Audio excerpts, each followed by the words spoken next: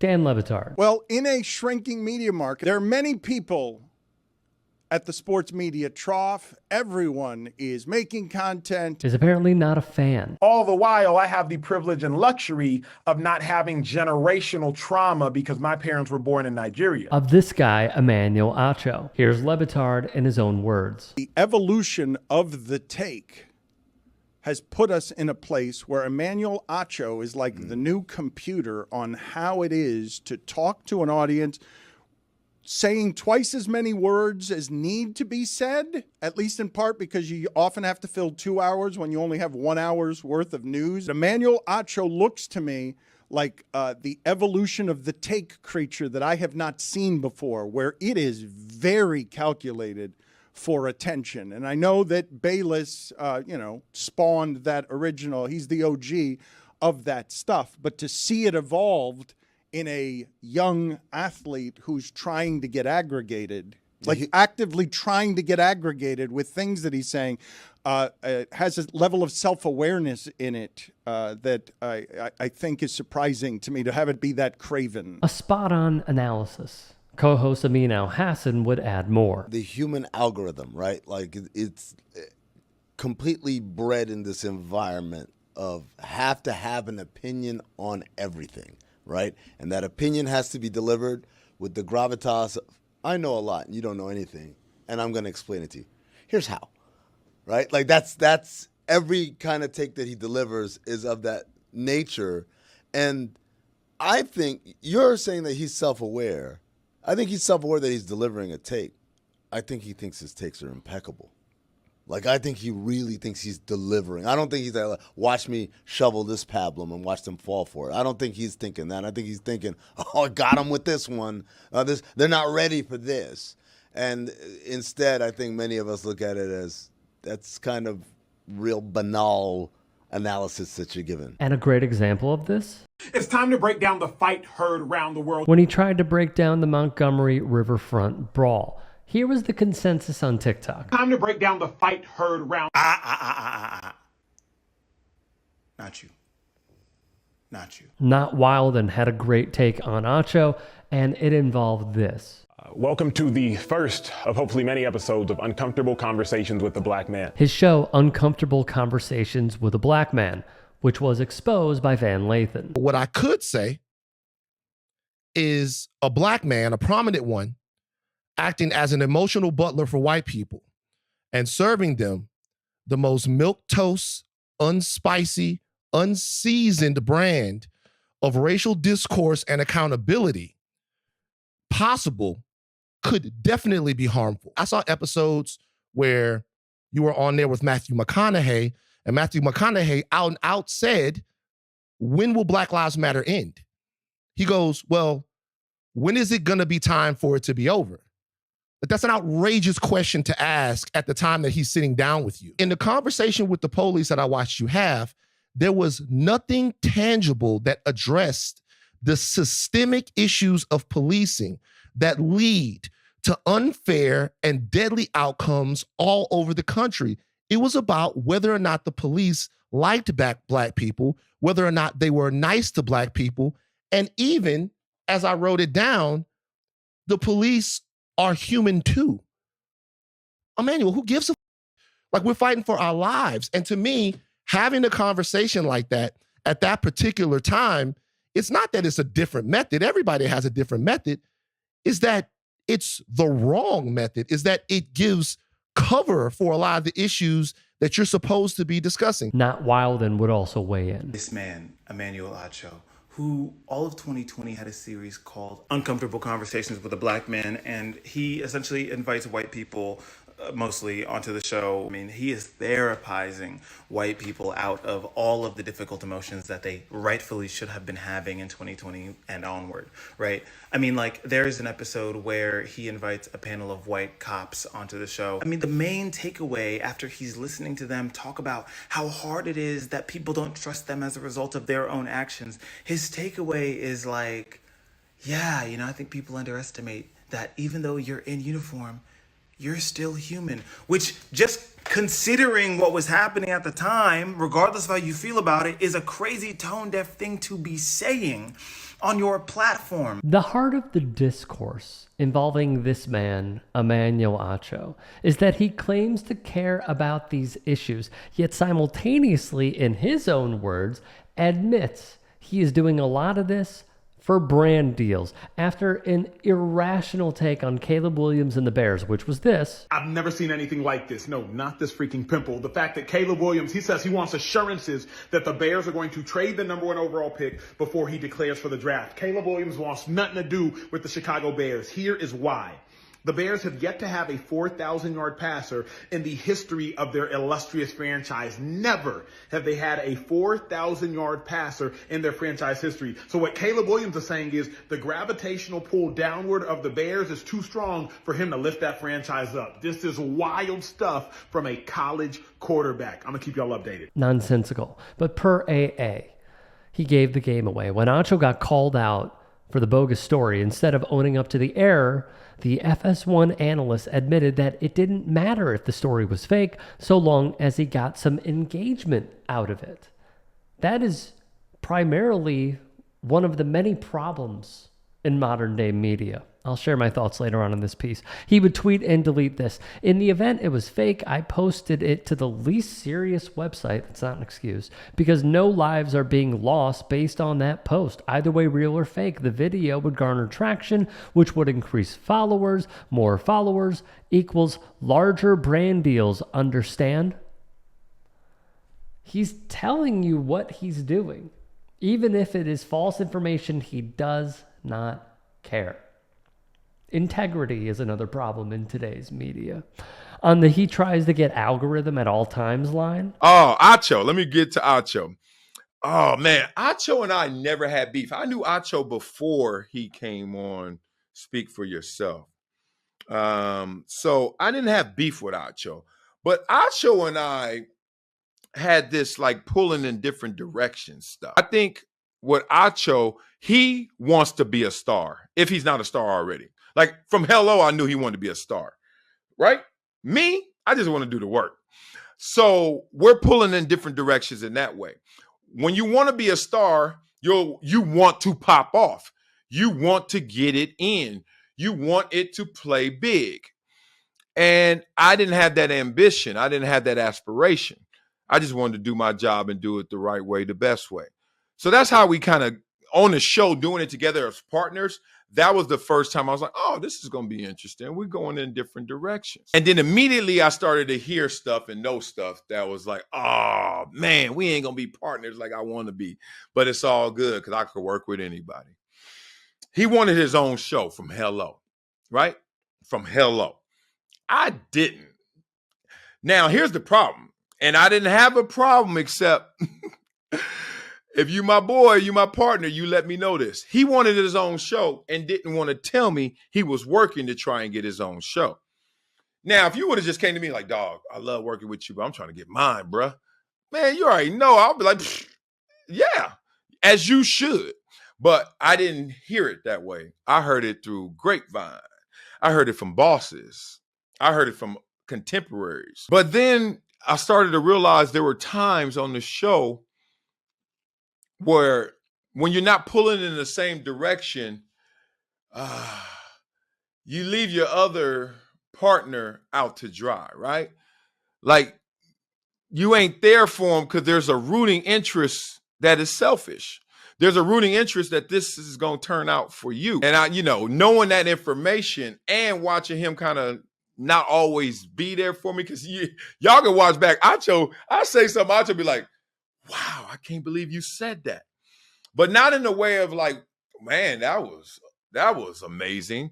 That was astounding. That was profound. It was more like, oh, that's taboo. His former co-host, Marcellus Wiley, blew the lid on Acho. And in doing so, Acho gets in trouble a lot. Recall what he said of former LSU Tiger and Chicago Sky rookie Angel Reese on Fox Sports with this direct quote.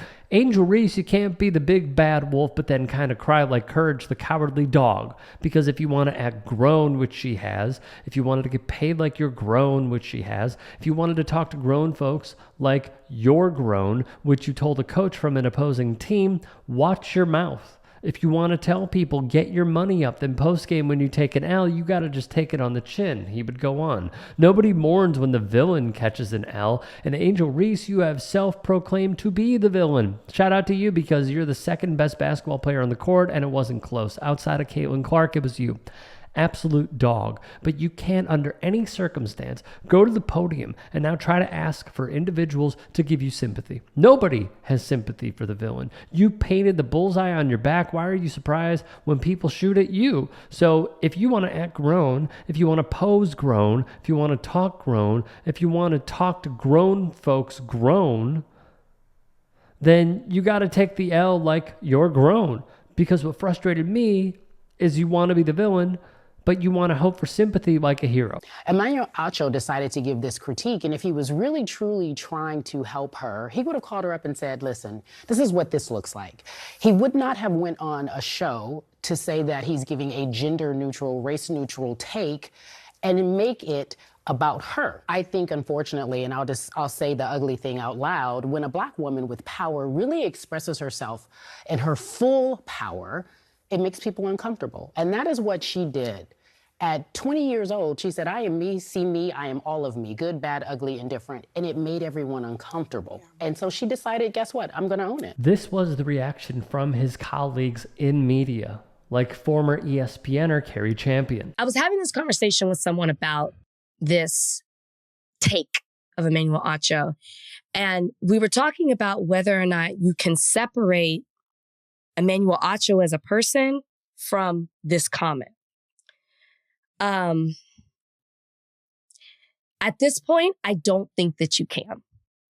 Emmanuel Acho is a repeat offender to the point where whenever he seems to be given the opportunity to speak on behalf of, I'll just say Black women, he does so in this manner.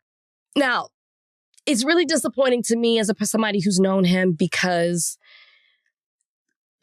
a lot of Emmanuel's notoriety outside of the sports world is because of uncomfortable conversations with a Black man. And I think I've said it on this podcast before that when that idea came about, it was something he talked to me about. And originally he wanted to do it together. I didn't do it. He did it on his own. And I say this because I was there when he was brainstorming it. And I was there and I heard his intention behind it. And I really thought it was beautiful. Like when he started off, his first video, why he wanted to do it, you know, what he was observing in the world and why he felt like he could give a response or a take that he hadn't quite seen yet. And I was like, go for it. To go from that in the beginning to where we are now, I'm confused and I'm really trying to understand what's happening. As uncomfortable conversations with a Black man has taken off and given him this attention in a way that I know he didn't expect when he started it and an opportunity for him to monetize it in a way that I know he didn't expect for this to happen. There seems to have been this huge shift, in my opinion, in how he talks about Black people.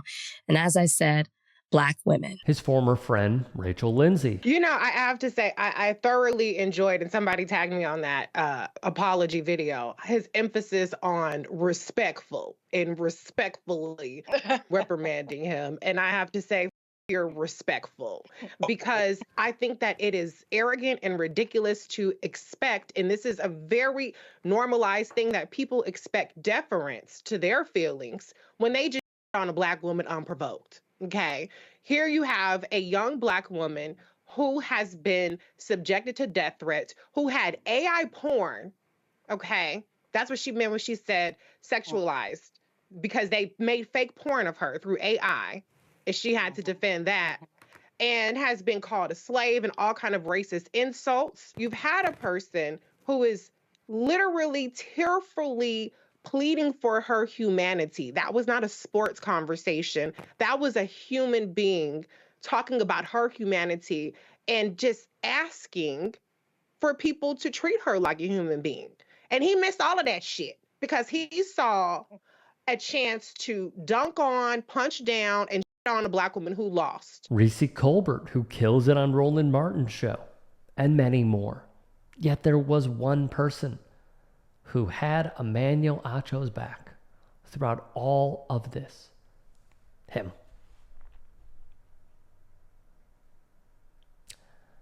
Kind of tells you something, doesn't it?